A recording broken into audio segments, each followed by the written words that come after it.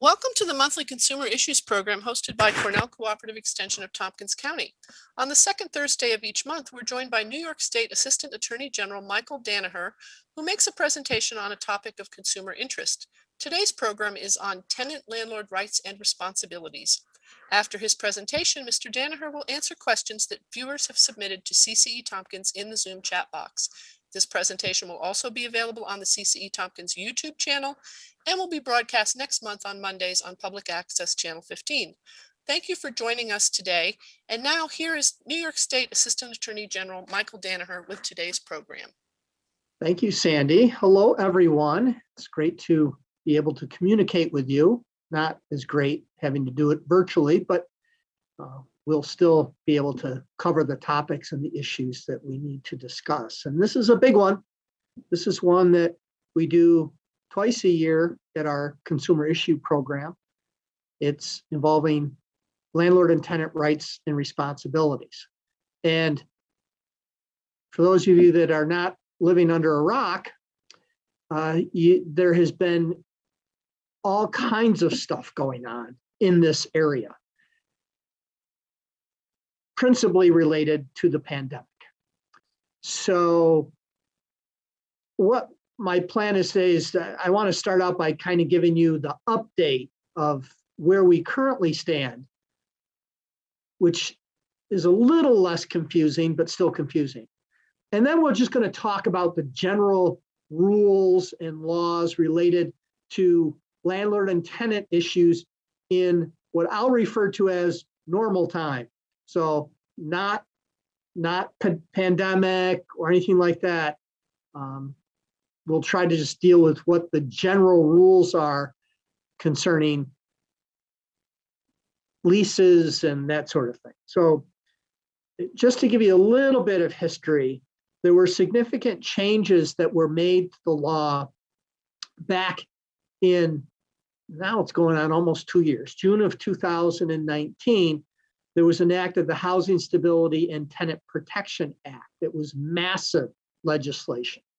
It's consisted of 15 sections, many of which don't apply to those of all of us here that are in upstate New York, because a lot of it had to do with stabilized housing down in New York City, where they rent stabilization laws and things. But it was 15 sections, and it was 74 pages long, just the legislation. And it changed all types of laws, the real property actions and proceedings law, the real property law, the summary proceedings for evictions. All these different laws were changed within this 74-page legislation that was adopted, and it was all encompassing. It involved rent control and leasing and notices that have to go to tenants and landlords and what the eviction procedures are. So we'll talk a little bit about those, and I'll consider those to be in normal time, because if you think back to June of 2019, life seems like it was a little bit different than it is right now. And hopefully we're getting closer to normal. And at some point in time, we will be back to normal. So we'll discuss what the general rules are. Once this pandemic hit, there was upset in everything, the economy and all that, and it included housing. There were, people were losing their jobs; they couldn't pay their rent. Landlords couldn't pay their mortgages, so there had to be adjustments to enforcement of mortgages and mortgage foreclosures. And landlords wanted to get their rent, so they wanted to get tenants out who weren't paying rent, but then they couldn't do it. And so there was all kinds of stuff, and it happened so quickly. And I don't really recall, Sandy might be able to fill us in back in the day, but we did a program the last time, I think, live in February of 2020, and then in March it was over. We stopped doing it, and it just happened like that. Seems like it's been going on forever, but it seemed to start right off the bat. So everybody was trying to either get a grasp of what was going on, how large it was going to be, and what long-term or short-term or long-term rules had to be put in place to try to protect as many people as could be protected. So it was all kinds of stuff going on. The governor issued executive orders. The legislature gave the governor the authority to issue these executive orders. Then the executive orders were expiring, and then they got extended, and then the legislature stepped in and actually enacted a law. So to kind of give you an idea where we're actually at right now, kind of a current status, one, I would direct everyone to the Attorney General's website at www.oag.ny.gov, I believe is that particular provision. And right on the top page, just go, frankly, I don't use the web, the name to type in. I would just go to Google and put in New York State Attorney General's office. And that's the way that you can get it. And when you go to the main page, right at the top, there's a banner near the top in red that talks about coronavirus relief or issues. And you can click on that, and it'll take you to the COVID-19 page that our office has, and it has many different subject areas, and one of it is tenants' rights or housing issues. That you can click on that, and our office has a housing protection unit run by a great guy, and he's done a really good job as a unit, done a really good job of having FAQs or frequently asked questions, FAQs. And there's a lot of questions that consumers have, and they can get answers to those questions by going through the litany of the FAQ. So I'll direct you to there for issues that maybe we don't address. We're going to try to address a lot of them. So the governor issued executive orders. Several times were extended. No evictions were allowed to be started. No executions of warrants, which is the law enforcement pursuant to an eviction order from the court, forcing the tenant to vacate the premises. And for the most part, the executive orders have expired. However, the legislature in December of this year enacted the COVID-19 Emergency Eviction and Foreclosure Prevention Act, the EEFPA of 2020.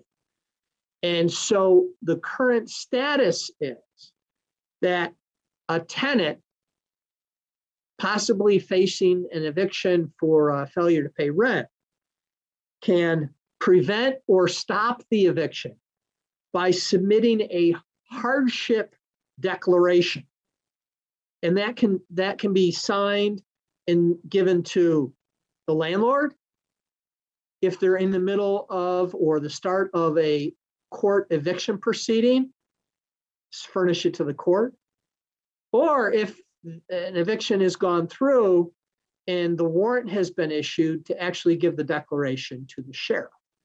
Might behoove anyone out there that, depending on what situation they're in, to give it to one or all of those particular parties. And just the other day, last week, that law, the legislation had been expected to expire. It has now been extended through August 31, 2021. Whether it gets extended further, no one knows. You just have to keep up on the news. In fact, maybe what I'll do is when we get to that period of time and we're doing these presentations, and even though we're talking about a different topic, maybe I'll put in that, hey, I just let you know, we heard it might have gotten extended again, or it's not going to be extended. So right now, the current hardship declaration applies to prevent evictions up through the end of August. Now, the declaration is that, and by the way, it's under penalty of law that it be true. So we'll just use that as a given, that it don't be signing fraudulent declarations that aren't true. But what has to happen is that the tenant fills out a declaration indicating that he or she has is experiencing a financial hardship. We'll go through that in a second. Or that having to move would pose a significant health risk to them or someone in their household. As far as the financial hardship is defined, it's loss of significant income due to COVID, loss of a job because a business shut down or something because of COVID, or couldn't go to work because of a COVID situation and lost income. Increase in necessary expenses due to the pandemic. Maybe there's extra expenses associated with having to protect themselves or some other thing to fight off the pandemic. Children or elderly person or disabled, care responsibilities have imposed on someone so that they cannot have income or have increased their necessary expenses would be a financial hardship, or due to any other financial circumstances related to COVID. So I'll just point out that there have been some complaints, not a lot, there are complaints, information that I've received a telephone call that might be a landlord calling saying, well, this particular tenant has not lost out on any work, is still continuing to work at full pay during the term, but they're saying they're not paying the rent. Again, I don't know if that was true or not true, but what would have to happen is that the tenant would have to sign this hardship declaration that affirms that these financial hardships are due to a COVID-related event, and they would be protected. The one thing that it does not apply to stop an eviction is to what I'll refer to as nuisance tenants. And those are tenants who are causing damage to the property or infringing on the rights of other tenants in the building. Those evictions could still, assuming that the courts are, can take the cases, because courts have been backlogged and handcuffed a little bit in the sense that they're just starting to get back to in-person operations on a limited basis. So be aware that if a tenant is destroying a property, there's still the possibility of an eviction for those particular things. Now, you may have also heard, if you're watching TV and seeing the news, that those are the state rules as far as hardship declarations. But there also were federal rules that were issued by the CDC that that prohibited foreclosures, prohibited landlords from going through with evictions. And you may have recently heard that last week, a federal district judge in the District of Columbia struck down the CDC regulations. I understand that the U.S. Department of Justice has filed a notice of appeal. And frankly, we're not sure about the implications that the federal regulations may have. We still have, though, the New York rules, and those are still in effect. So that's the current status of it. We're a little bit on hold as far as hardship declaration evictions. We're also a little bit slowed down in court operations just simply because there's virtual court now in some instances, and I do know that there are now physical presence in courts, and courts are going on with trials, jury trials as well, although on a limited basis, and it's simply because of the space problems. Just as an example, I was talking to a judge in a city court the other day, and they have to, apparently picking their jury or picking juries in the city council chambers because the courtroom's too small to have a whole slew of jurors come in to be picked. And then once the trial commences, I believe the trial's in the courtroom. And then when the jury deliberates, I don't know if, as I understand it, because, you know, those of you that might be aware of court facilities and things, the jury rooms are not particularly large. It's enough for in a felony jury with 12 jurors, it's enough to seat 12 and relatively comfortable, but not by any means social distancing and things. So I guess that they may have to deliberate in the courtroom itself. So that means people have to leave to do that. So as you can see, there's some things that people are working around in the courts to get trials. So it's unlikely that there, for some time, there's going to be multiple trials going on. If there's two courtrooms in the same building, that may lead to too many people by its nature to be in that building. So those are still being worked out. So that's kind of the status of it. So let's now talk about, since we understand where we are presently, let's talk about just the general rules regarding leases and landlords and tenants' rights and responsibilities. First of all, a lease, I consider a lease to be the agreement to where I would say, using that term, that even there are oral leases, because there's oral agreements, and there are written leases. A lot of people not in the legal field think, well, you know, I don't have anything in writing, so I don't really have a lease. Well, you do have a lease because you do have an agreement.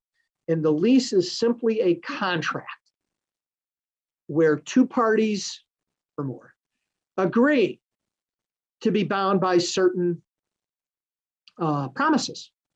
So rather than getting to the nitty-gritty of the legal requirements to make a contract, there's an agreement between the parties whereby the landlord is giving up something which is exclusive use and occupancy of a particular, in this case, we'll just use an example, an apartment.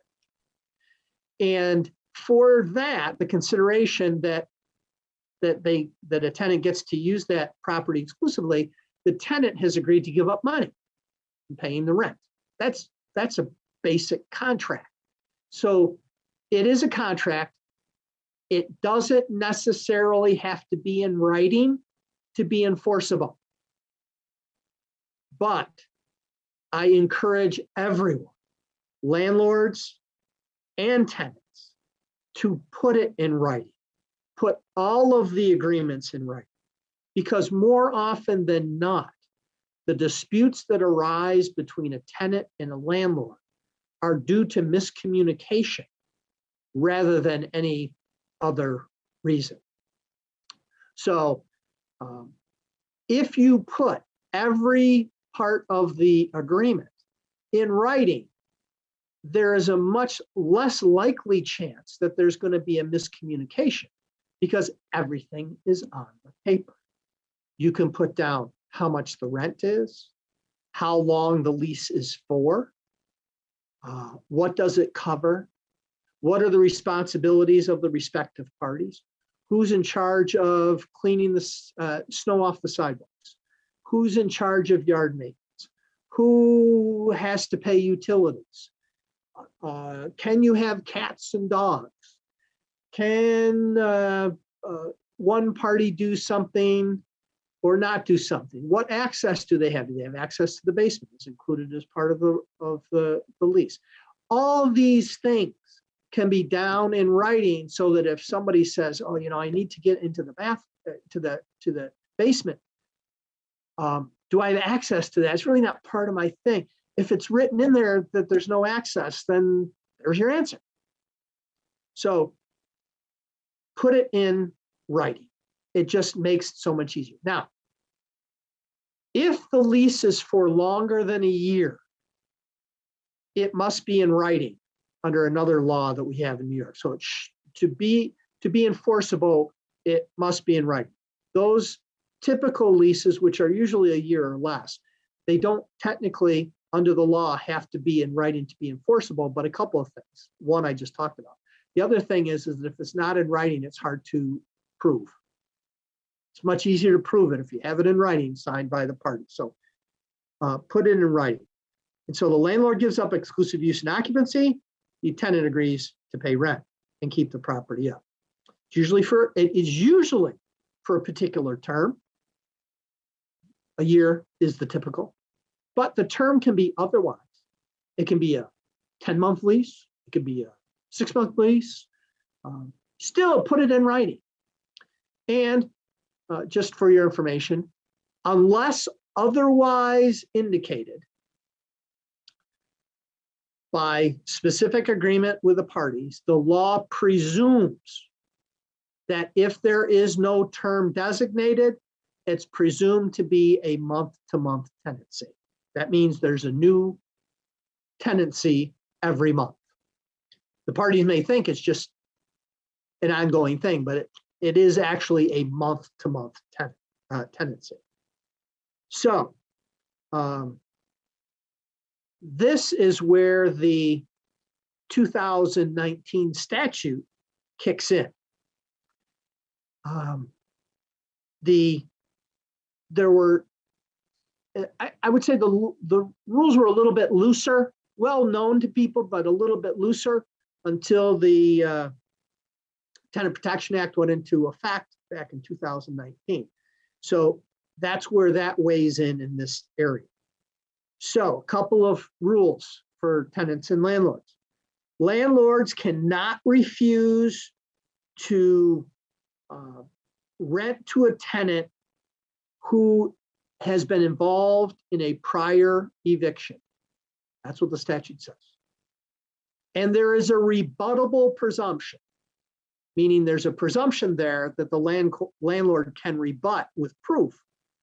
But absent that proof, there is a presumption that if the landlord requests information from the tenant for screening and reviewing court records, then it is presumed that any refusal to rent to that tenant is due to the fact that the tenant was previously evicted, assuming that landlord had found out that there was a prior eviction.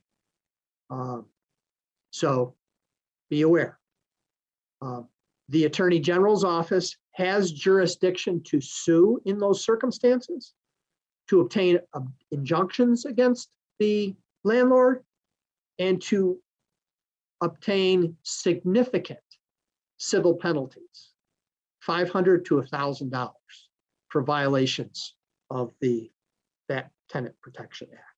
So landlord cannot refuse because someone was involved in a prior eviction.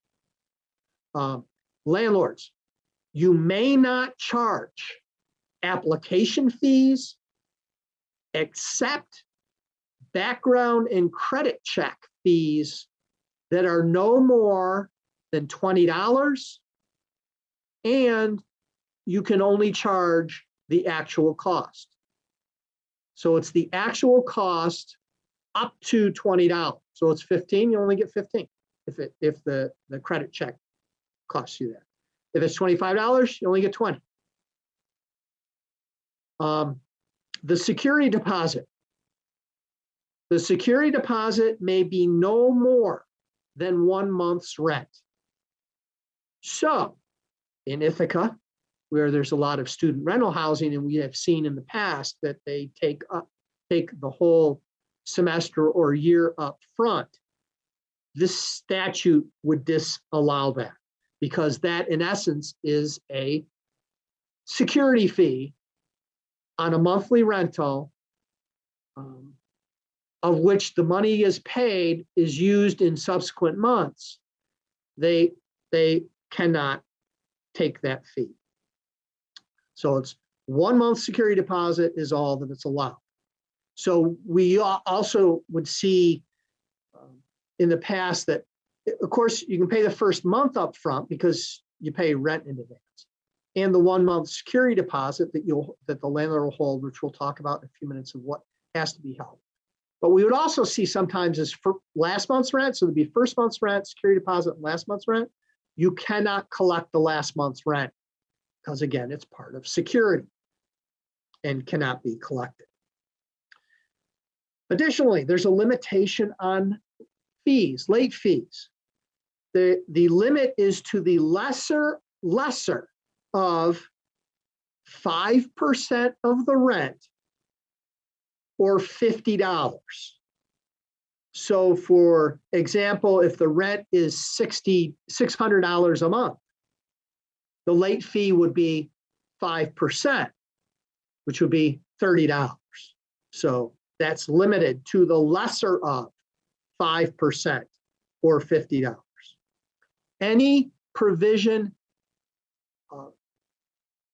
to the contrary in a lease or otherwise, it says tenant waives the 5% late charge and will pay $50 or $75 a month in late fee. Any provision to the contrary of that law is void, meaning it's not allowable, doesn't exist. So that would be thrown out. The late fee cannot be charged until the rent is 5 days late. So if it's not paid on the first day of the month, there can't be a late fee until after 5 days. And then there's been a suspension of late fees during the pandemic. So that is a whole nother area that was out there. So the landlord, there's also required, the landlord must give written notice of this late fee. So the landlord must give written notice of all payments, be late fee or anything. Must give written receipt for all cash payments that are made. So it was a late fee, or if the rent was paid in cash, let's say it's $500 a month, they pay $500 in cash. Landlord, you must give a written receipt. And you must keep records of those for 3 years. So even if the person moved out a year ago, keep the records of payments that were made. Inspections. After the lease signing, but before occupancy, let's say you sign a lease on May 15th and you're going to move in on June 1. Landlord must offer the tenant or prospective tenant at this stage the opportunity to inspect the premises, and that there must be a written agreement attesting to the condition.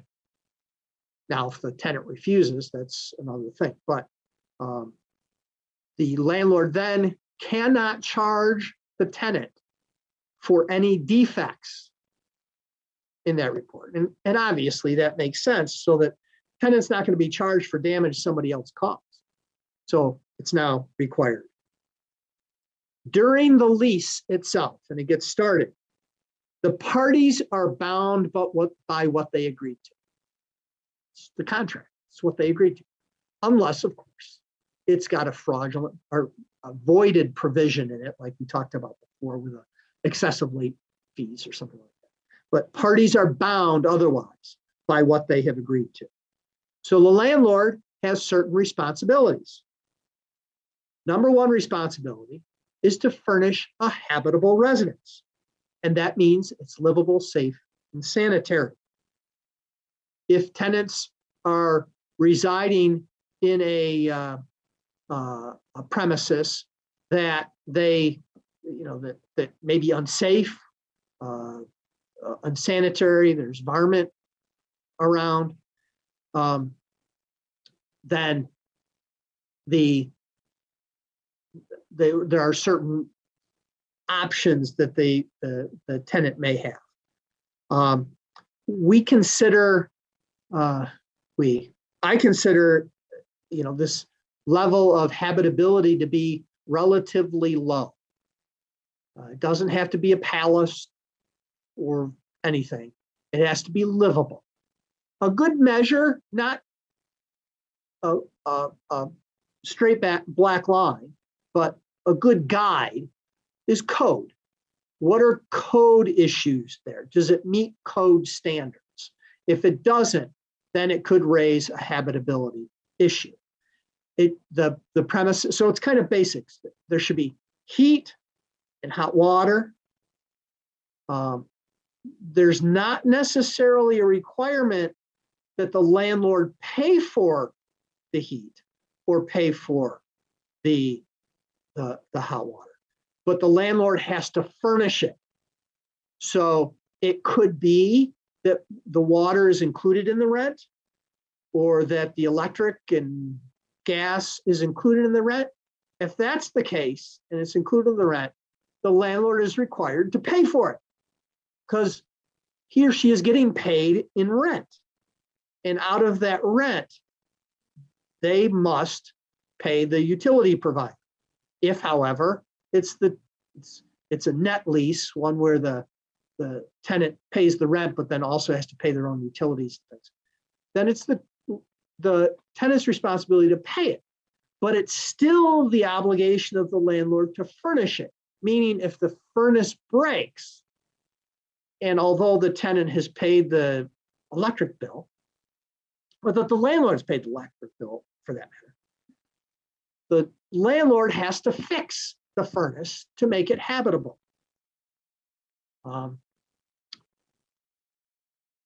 The tenant's remedies are, one, they can withhold the rent because they're not being furnished with a habitable residence.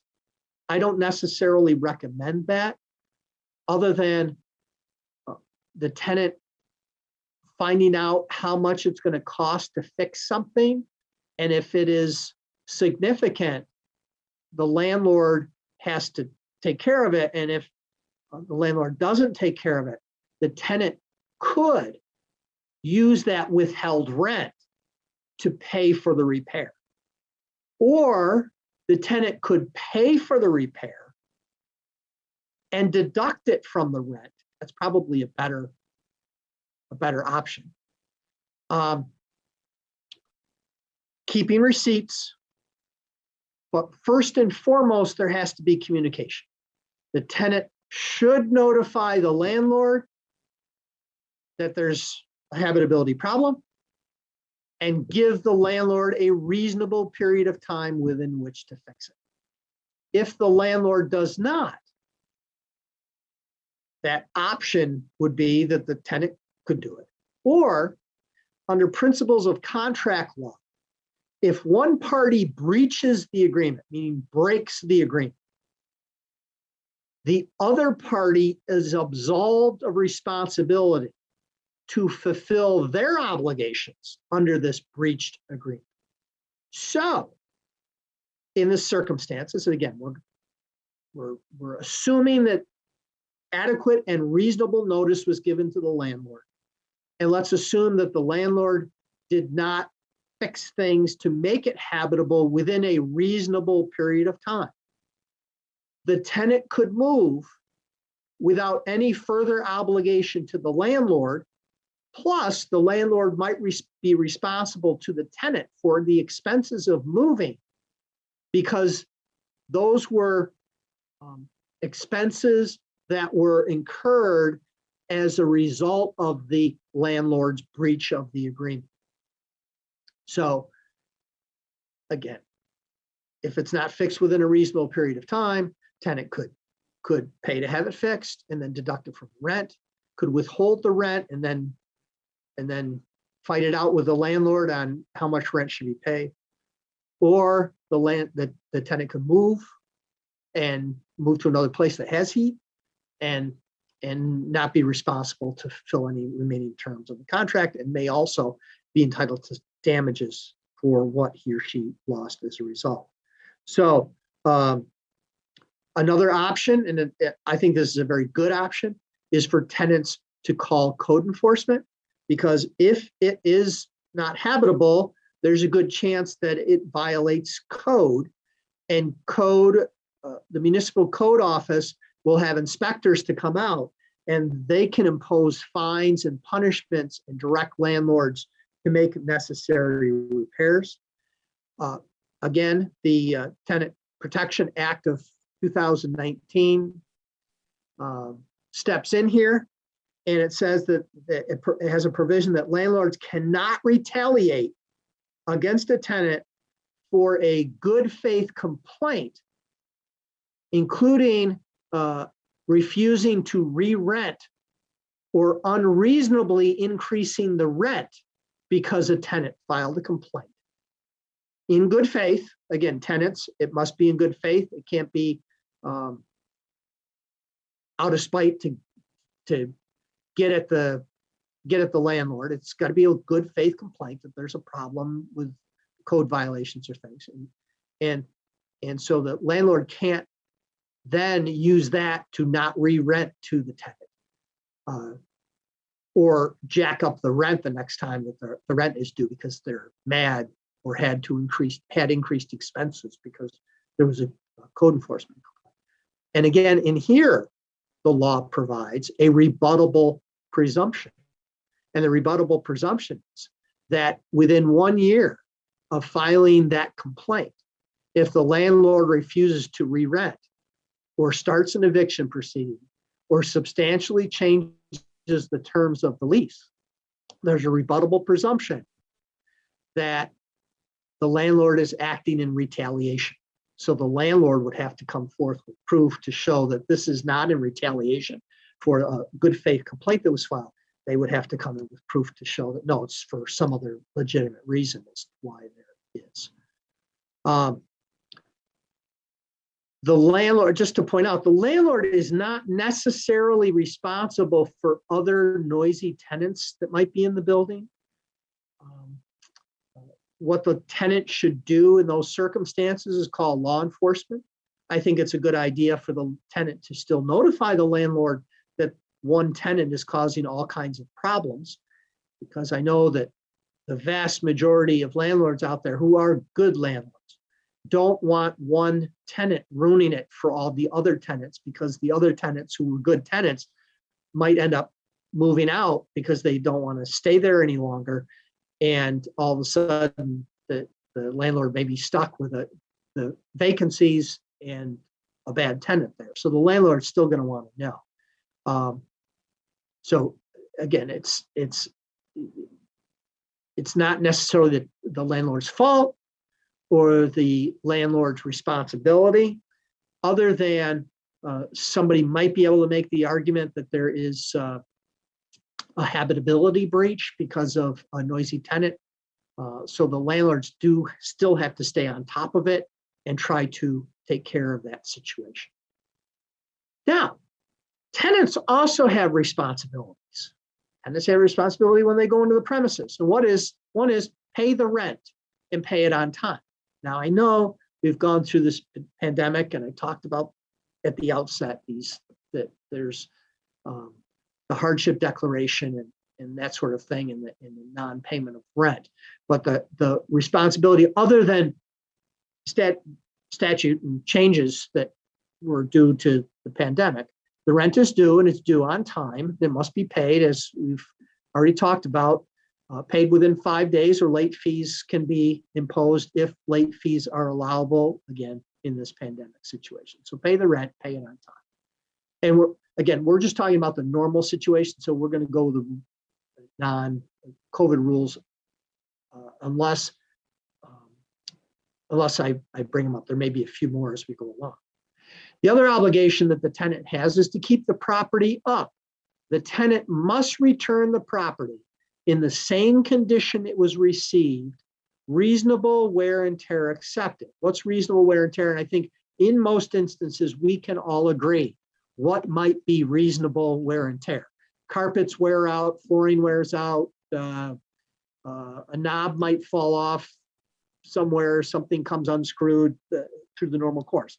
It does not include holes punched in walls, crayon markings on the walls, ripped carpeting that is not occurring through the natural, reasonable course of living, those sorts of things would not be reasonable wear and tear and would be the tenant's responsibility. Now, also, I'll just segue a little bit. We talked a little bit earlier about the most that a landlord can charge is a security deposit is 1 month's rent. Tenants, you must understand your liability for damage is not limited to 1 month's rent. Your liability is limited to how much damage you cause. So if you have a $500 security deposit and you, for some reason, cause $2,000 worth of damage, you're responsible for $2,000. The landlord only has $500 of it covered. That means you are going to have to dip into your pocket for the $1,500 extra. So I just wanted to point that part out. So you must return the property, keep it up, and it must be. And I'll talk about the return of the property in a couple of minutes. Again, the security deposit limited to 1 month's rent. It remains, landlords, it remains the property of the tenant. Even though you're holding it, it remains the property of the tenant. And if you think of it that way, a lot of answers to how that money should be handled can be answered simply by knowing that fundamental principle that the security deposit still remains the property of the tenant. So first thing is, landlords, you must segregate the security deposit from your own money. Do not put it in your own bank account. Do not put it in your wad of money that you carry around in your pocket. It can't be commingled. It's got to be kept separate. Any interest, and we'll get into interest in a second, but any interest that is earned above a 1% administrative fee that the landlord could keep for handling security deposits must be paid over to the tenant because it's the tenant's money. Now, for those that have buildings of more than 5 units, the law requires that the security deposits of all tenants be kept in a separate New York interest-bearing account. I'll call it a trust account, an escrow account.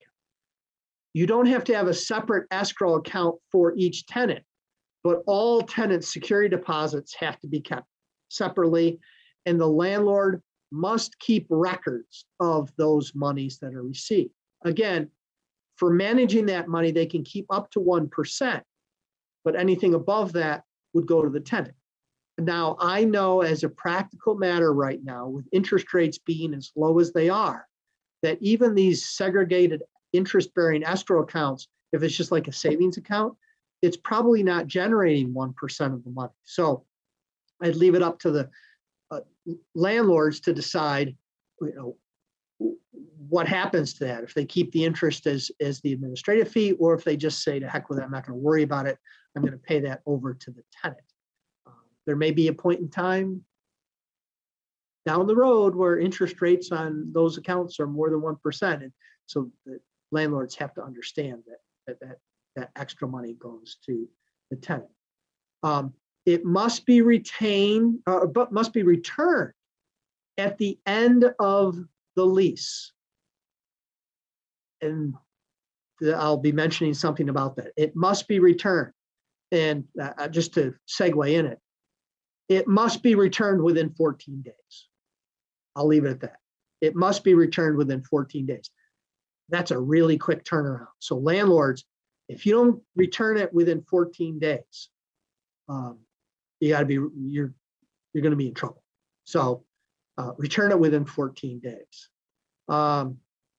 There is some provisions, and again, I didn't check as to the extent whether this part of it has been extended or not, but I'll just say, as a part of the executive orders that occurred during the pandemic, the governor's executive orders, he did provide for that the tenants could use their security deposit as rent, and then it had to be paid back starting 90 days after it was used, and then it had to be paid back 1/12.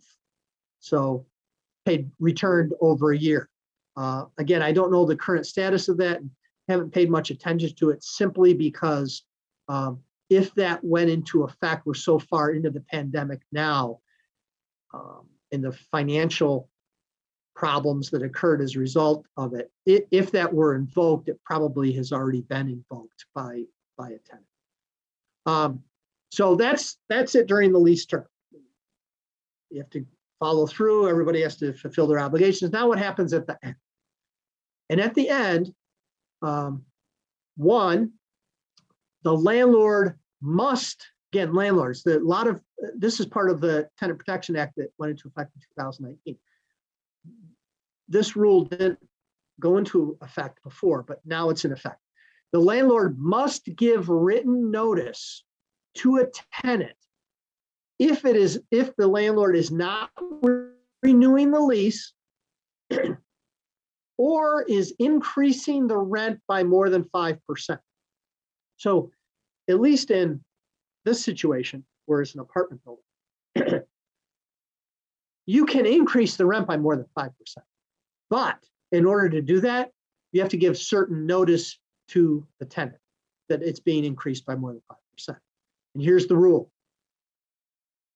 The notice must be given at least 30 days if the tenant was there less than 1 year or does not have a 1-year lease. Okay, so if you have a 1-year lease, you got to give them at least 30 days notice. If the tenant has been there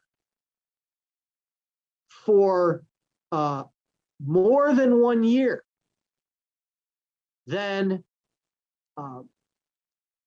or has a 1-year lease. So it has, in this situation where the tenant has the 1-year lease or has resided there for more than a year, then and less than 2 years, resided for more than 1 year, but less than 2 years, 60 days notice that you're not going to renew or you're going to increase the rent by more than 5%.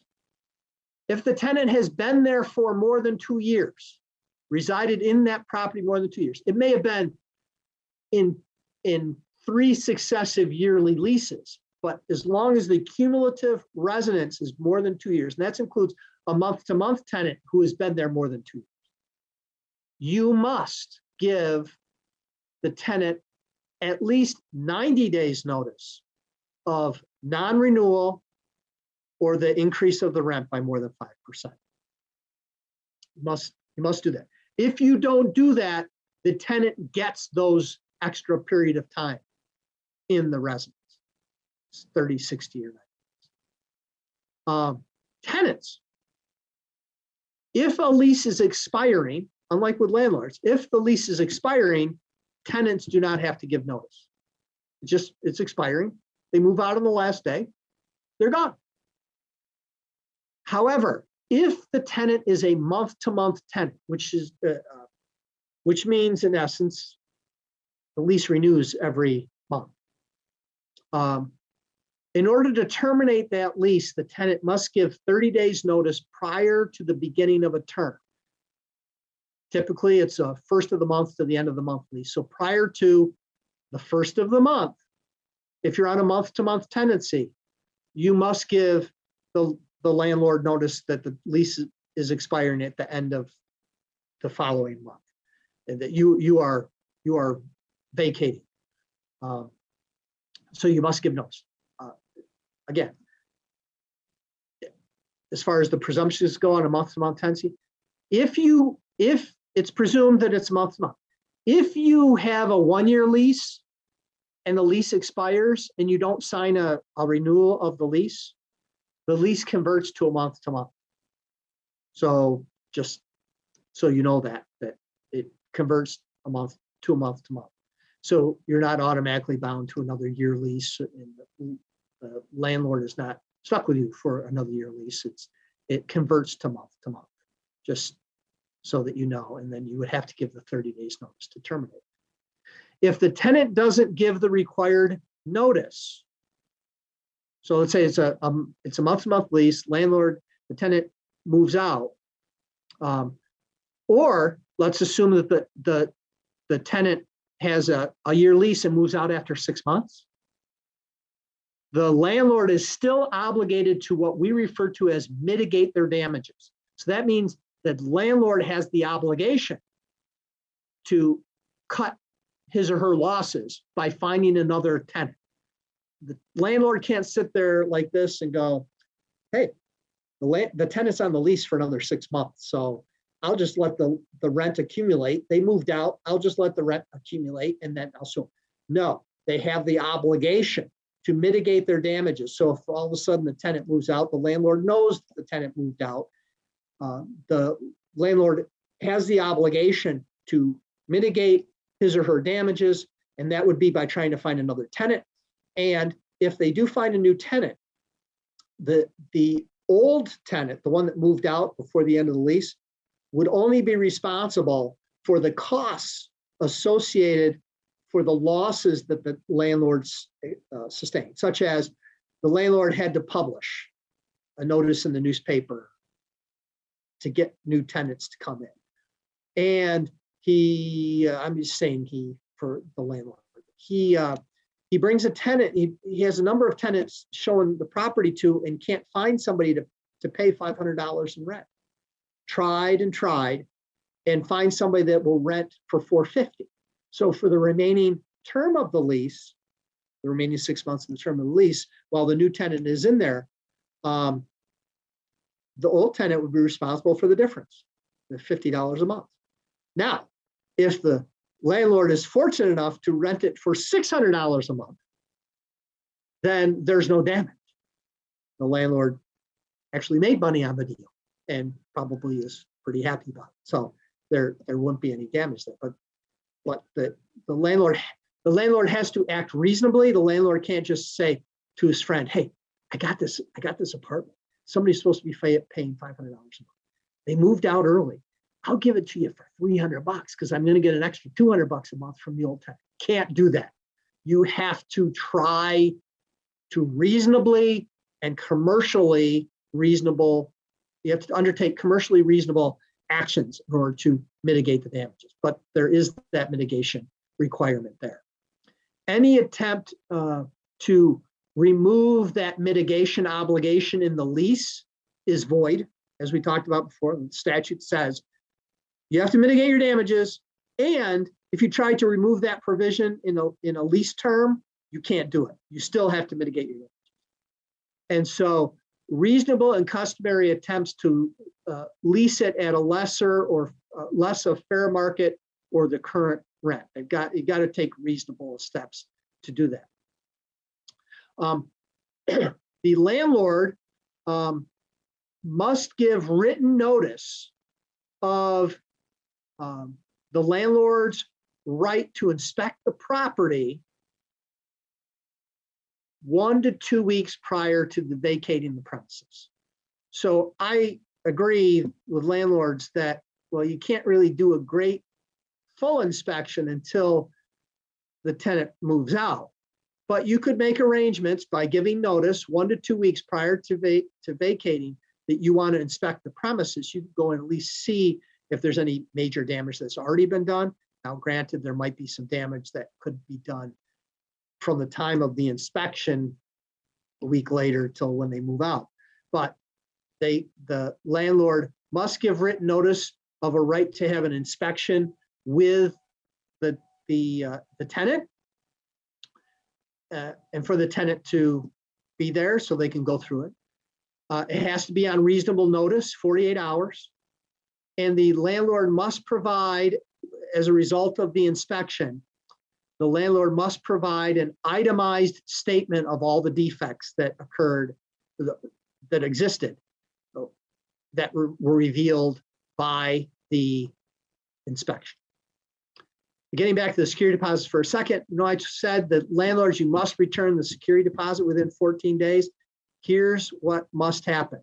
They must either return the security deposit in full within 14 days, or provide an itemized statement within that 14-day period of all the damages that have occurred and refund the difference to the tenant. So if there's a $500 security deposit and there's $200 worth of damages attributable to the tenant's residency, then the landlord must provide within 14 days the itemized list showing the $200 worth of damage and a check for the $300 to refund the rest of the money.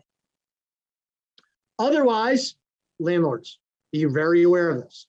Otherwise, you forfeit your right to retain any of the security deposit.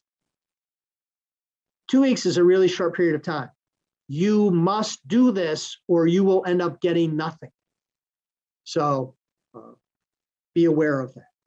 Eviction proceedings. Evictions have changed as a result of the tenant protection. If the tenant doesn't want to leave at the end of the term or defaults in the rent, again, we're talking about normal times. We're not talking about extensions and eviction holds that are in law now through the end of August. We're talking about other just in normal circumstances. The only thing that landlord can do to get rid of the tenant in any case is with an order of eviction, unless the tenant voluntarily agrees to go.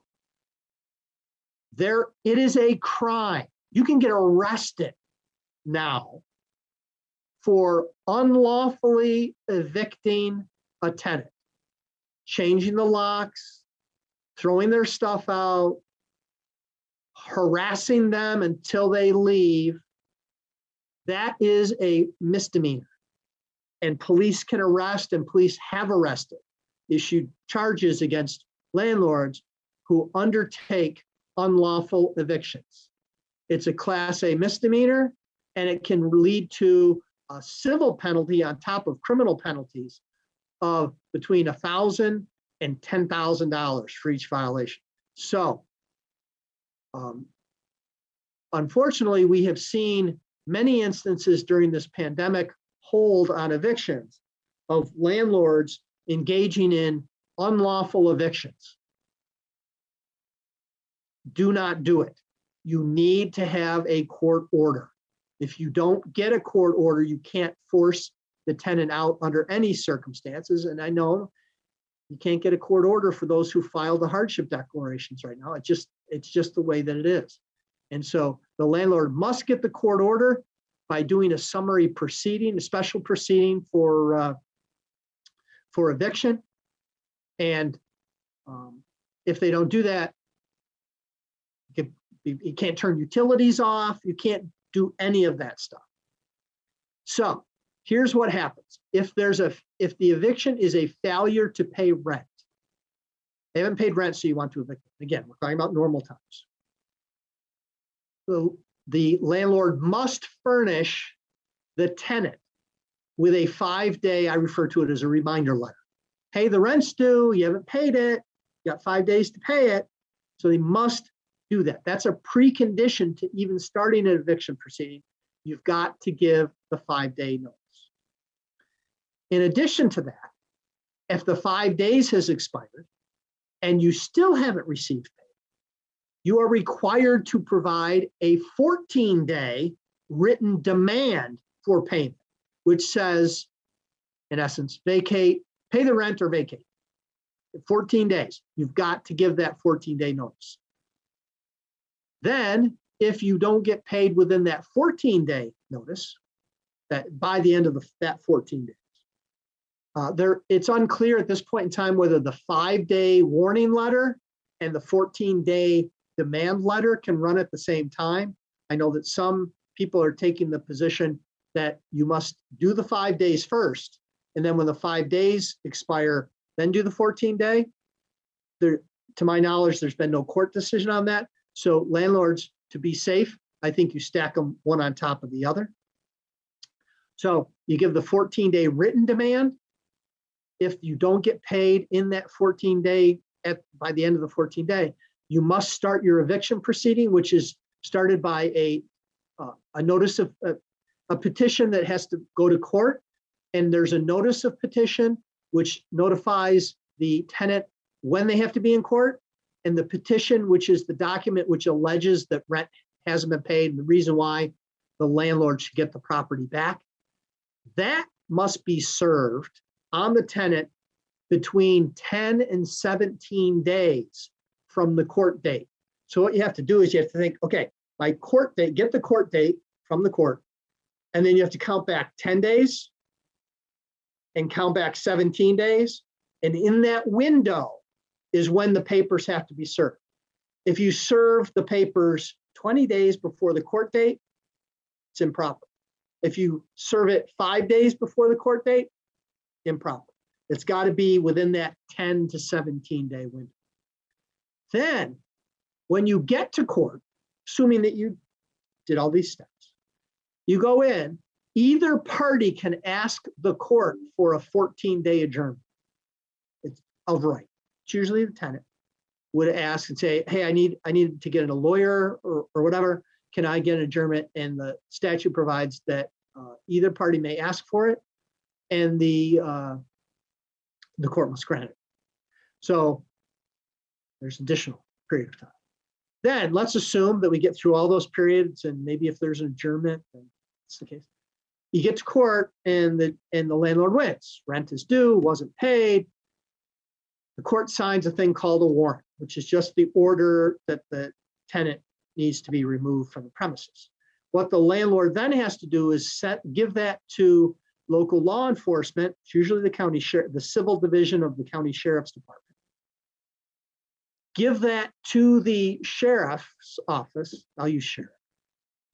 If there's a town constable, I don't know if there are any still out there, but there used to be back in the day. The town constable would be the same thing. They're the law enforcement officer that is going to enforce the eviction. They must then, the law enforcement must then serve that warrant on the tenant with another notice. And the notice says that I'm going to be back in 14 days. If you aren't out of here, we are going to throw you out. So that's the second 14-day notice that must be given to enforce the warrant. So under the old process, prior to the Tenant Protection Act, you could, if you hit every one of the time periods that were in effect at that time, you could have an eviction done within 11 days at the earliest. Probably within 2 weeks, you have the eviction. Now, the new process with these time periods we talked about, it's even not considering the pandemic legislation, it can take upwards of 43 to 57 days to get, depending if there's adjournments and stuff. So it's a significantly longer period of time. Also, if it's a failure to pay rent eviction, rent can be paid up to the actual execution. So if just before the sheriff's about to show up to remove the tenant, they go up and pay the full rent to the landlord, eviction's over. So unless the landlord can prove, again, it's the landlord has the burden of proof on it. Unless the landlord can prove that the tenant withheld the rent in bad faith, meaning the tenant said, I'm going to get you, landlord. I'm going to make you go through every eviction step. I got the money, but I'm going to make you go through, and then last time I'm going to pay. If the landlord can show that there's bad faith in the withholding of the rent, then the execution could still go through. Tenant can make an application for a stay of the eviction, meaning the halt of the eviction due to extreme hardship.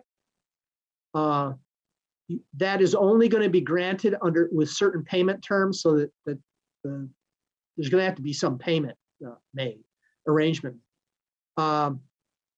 Also, when suing for, in addition to the eviction, suing for the rent itself, the law now only allows for the landlord to collect during the eviction proceeding as part of the eviction to get a judgment for rent, can only get a judgment in the amount of the base rent owed. That means not any extra rent or interest or anything like that. The landlord would have to sue separately to get those fees. And for all holdover tenants, which is different from non-payment of rent, holdover tenants, those are tenants who stay past the end of the term. The procedures are generally the same as we talked about for the eviction. Of course, you don't need the 5-day notice notice letter say, hey, I haven't received your rent yet, because they're holding over. So that's been a lot of stuff in a short period of time.